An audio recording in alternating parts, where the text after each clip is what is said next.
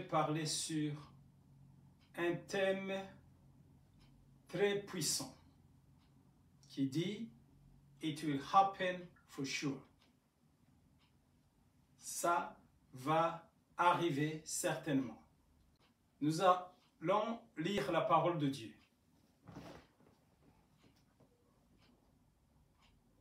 Habakkuk, chapitre 2, verset 3. Car c'est une prophétie dont le temps est déjà fixé. C'est déjà fixé. Elle marche vers son terme. Elle ne mentira pas. Si elle est tarde, attends-la, car elle s'accomplira et s'accomplira certainement. It will happen for sure. Parce que c'est lui qui l'a dit, qui t'a promis, il est Dieu. Et Dieu n'est pas un homme pour mentir. Il n'est pas un fils de l'homme pour se repentir. Ce qu'il a dit, il le fera certainement. Pourquoi? Parce que Dieu ne peut pas être bloqué. Il est omniprésent. Il est omnipotent. Il est tout-puissant. Donc, ce qu'il a dit, il s'est appelé à l'existence ce qui n'existait pas. Nous allons le voir dans la parole de Dieu. Et dans la vie de tous les jours, nous le voyons. Ce que Dieu a dit. Il peut faire ce qu'il ne t'a pas promis, mais il ne peut pas te promettre ce qu'il ne fera pas. Il peut faire ce qu'il ne t'a pas dit, mais ce qu'il t'a dit, si c'est bien lui qui l'a dit. Tu peux voir dans la vidéo passée comment Dieu parle. Quand tu as vérifié que c'est lui qui avait parlé à toi, certainement il le fera. Même la mort ne viendra pas avant que cela ne s'accomplisse. Parce que Dieu sait même arrêter la mort pour qu'il n'intervienne pas pour interrompre sa promesse et faire douter sa fidélité. Nous allons voir comment Dieu, quand il dit des choses, il doit les accomplir. Écoutez d'abord Hébreux chapitre 6, verset 17. C'est pourquoi Dieu, voulant montrer avec plus d'évidence aux héritiers de la promesse l'immutabilité de sa résolution, quand il a résolu de faire quelque chose, il intervint par un serment. Écoutez, Hébreux 6, 18. Afin que, par deux choses immuables, dans lesquelles il est impossible que Dieu mente, il est impossible. My God, il est impossible. Normalement, tout est possible à Dieu, mais il y a une chose qui est impossible à Dieu. Il est impossible que Dieu mente. Par des choses immuables dans lesquelles il est impossible que Dieu mente, nous trouvions un puissant encouragement. Nous, dont le seul refuge a été de saisir l'espérance qui nous était proposée. Écoutez, Matthieu 24, 35. Le ciel et la terre passeront, mais mes paroles ne passeront point. Écoutez, Jérémie 1, 12. L'Éternel me dit, tu as bien vu, car je veille sur ma parole pour l'exécuter. C'est un Dieu qui est derrière sa parole. Le ciel et la terre passeront. Quand Dieu te dit quelque chose, il ne te poursuit pas, il poursuit sa parole qui est sur toi. Sa promesse, il est derrière sa parole.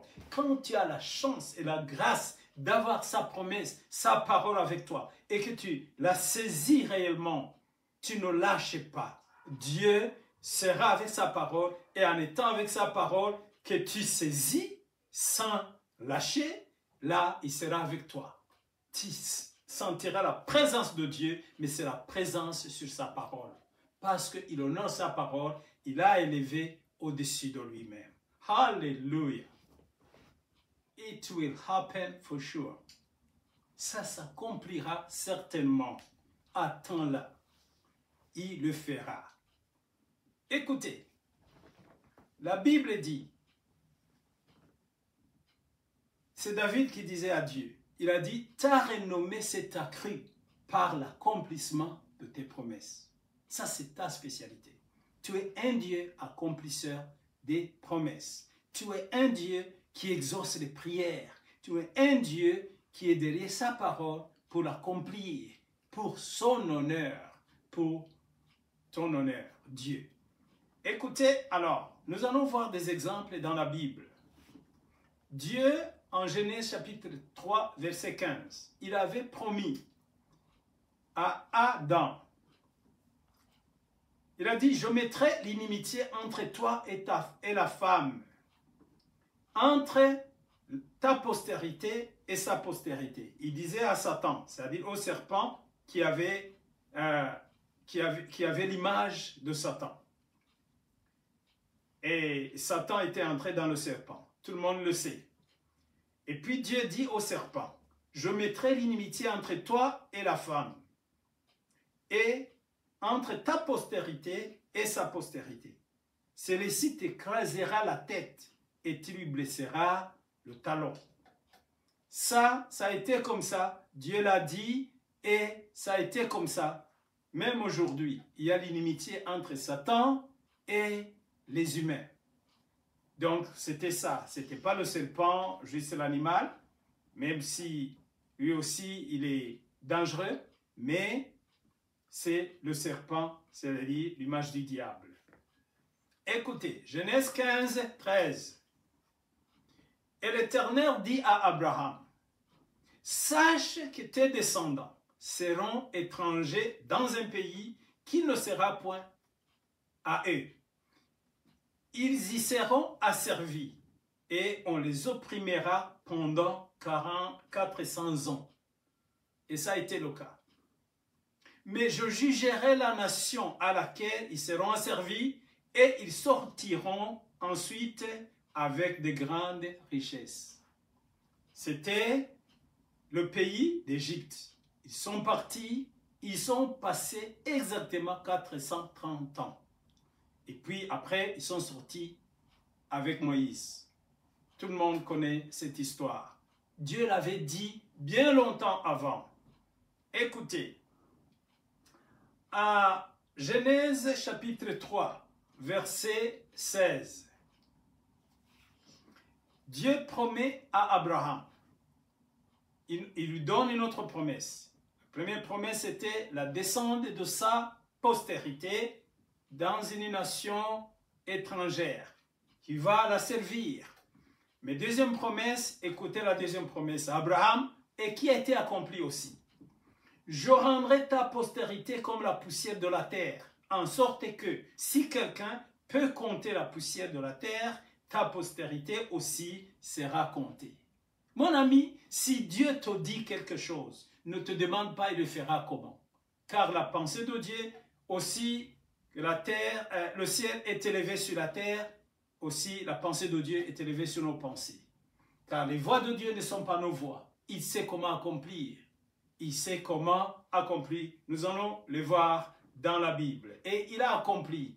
Aujourd'hui, il y a des multitudes qui ont la foi en Jésus-Christ et ce sont les fils d'Abraham par esprit.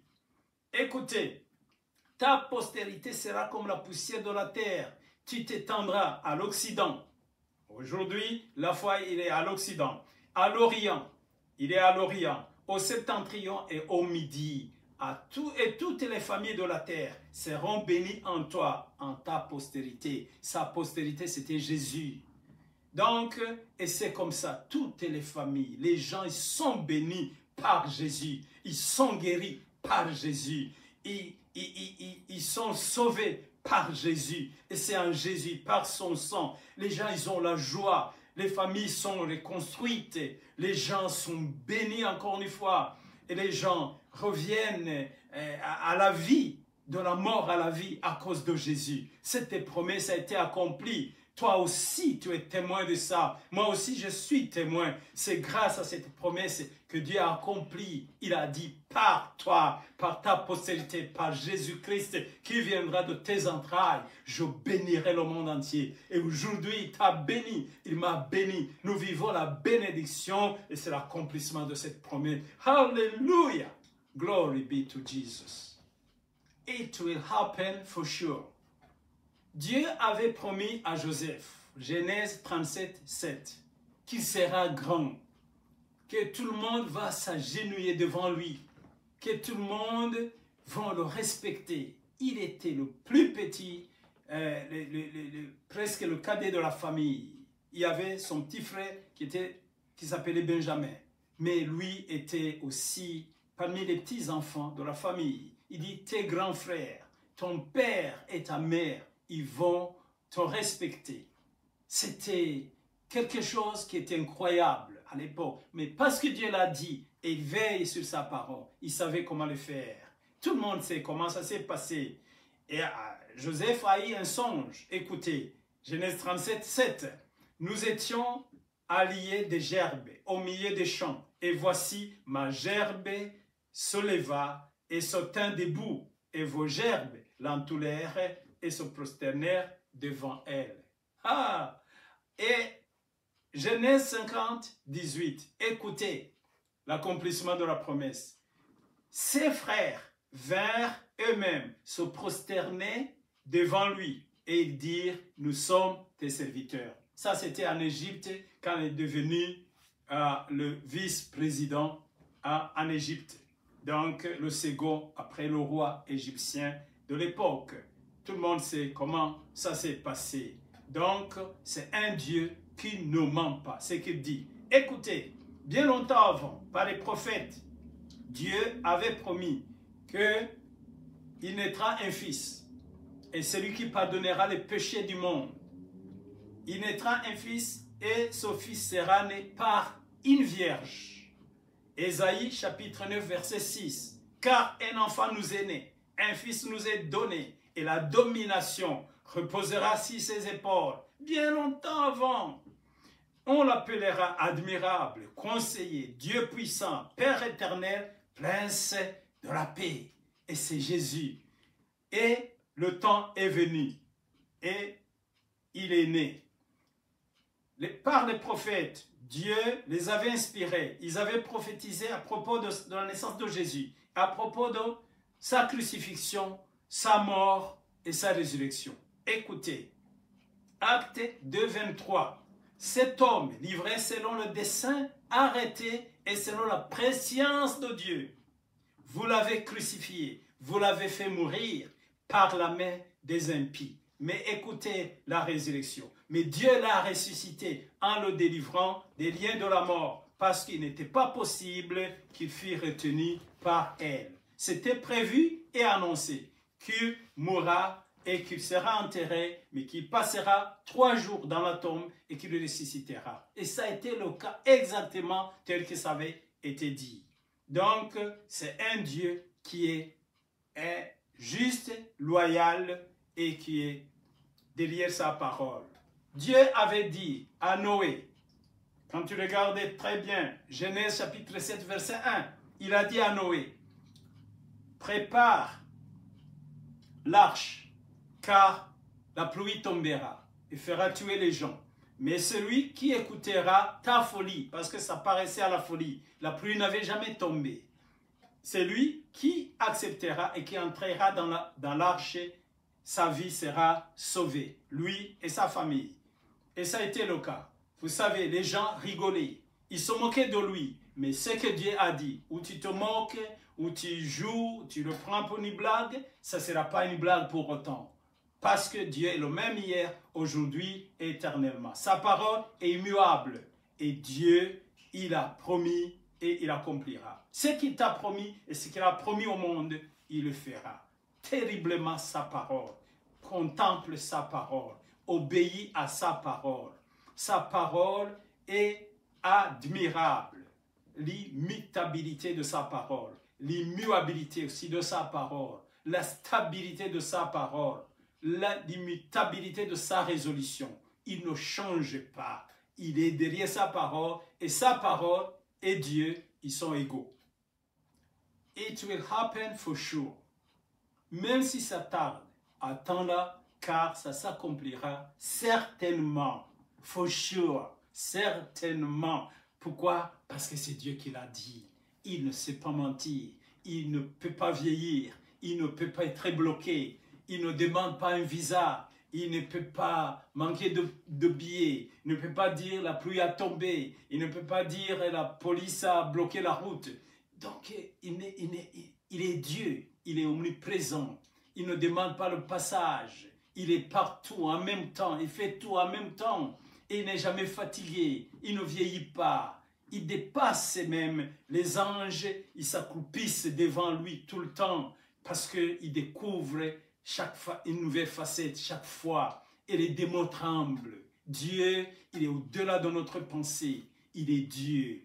Donc, c'est ce qu'il a dit. Alors, voici le conseil que je te donne.